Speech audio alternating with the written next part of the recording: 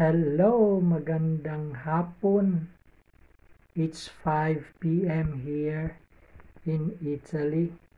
Oh, by the way, it's the feast of the Assumption of our Blessed Virgin Mary. And this day is very memorable. It's a sad day for my family dahil ito din yung araw na pumanaw yung aming mahal na ina. Mama Chari, may God bless your soul. Rest in peace. Okay. Oops, by the way, the purpose of this video ngayon is sharing tungkol sa kalagayan ko ngayon. But before anything else, I would like to thank lahat ng mga nag-support sa aking channel, sending prayers. So shout out to Ilona Navarro, maraming salamat, and also to Marilit Food Garden D channel. Thank you so much. Pasensya kung hindi ko masyadong ma-memorize the complete the correct channel, but again, daghan kayong salamat. And of course, for those viewers na nandyan palagi supporting my small channel Bizda ko. And by the way, bago to simulan, pwede na like nyo na, no? And share. Well, actually, ang purpose ngayon ng aking mga content ay tungkol sa aking paglalakbay, journey, living with a heart failure. Bakit kaya humina ang puso ko? A short update kasi hindi ko rin pwedeng tagalan yung video na to. And sa mga nakasubaybay na, alam na nila ang nangyari sa akin.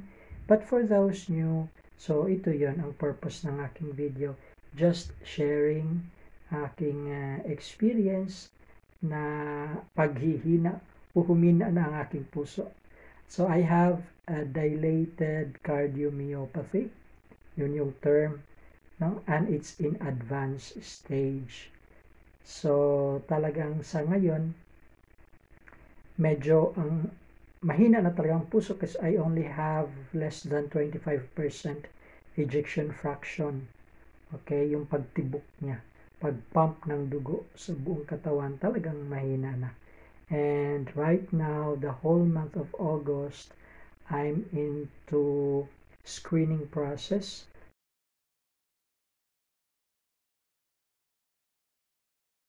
So, yung kinukunan ng dugo, as you can see here, and then may mga respiratory test na ginagawa, and may tawag nitong sa mga veins, lymphatic, the whole body, tinest na rin kung paano in preparation for the heart transplant. And I'm so happy, nandito din yung aking wife supporting me. Alam niyo naman, OFW, bilang lang yung ating pamilya dito. And I have my wife nakatulak ng aking wheelchair. Saan ba yun? Dito o doon ko sa isa? At last, kahit papano natapos din. For that, lahat ng exams for today. So, at least pauwi na tayo. And looking forward sa next week. Bakit po pala ako nag-wheelchair? Dahil nakakalakad naman ako, pero in just a small span of space, I mean 10 meters, ihingalin na ako, and yung fatigue. So by the way pala, dun sa video ilalagay ko yung link dito, yung kay Dr. Willie Ong, kung yung 5 sinyalis na nanghihina yung puso. Kung may time kayo, panoorin nyo, pakinggan nyo doon for prevention. Of course, I believe in God's mercy, God's love, God's miracle. So, by the way, for those baguhan, huwag nyo kalimutan ha, i-like, comment below kung mayroon din kayong karamdaman na medyo katulad sa akin, baka makashare tayo ng ano. I could not give you tips, but the suffering in itself, hindi kayo nag-iisa. And for those who may mga kakilala, and huwag kalimutan, sabi na nga ni Doc Willie, dapat pa-check up, huwag pabayaan. Okay? Health is wealth. Again, thank you so much. Don't forget to like, comment, subscribe, and share my Bisdako channel. Hanggang sa uulitin, maraming salamat.